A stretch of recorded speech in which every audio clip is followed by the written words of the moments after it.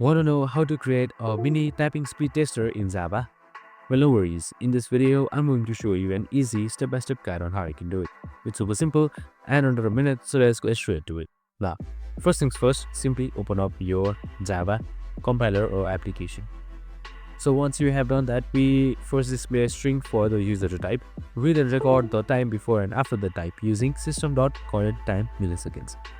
So that's around line 9 and line 11. We just simply use it. If the input matches the original string, we'll calculate the time difference in seconds and display how fast they are typed.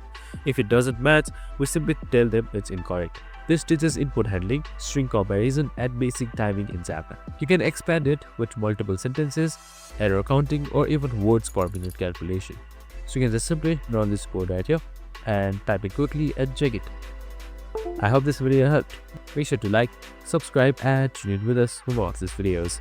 See you in the next one.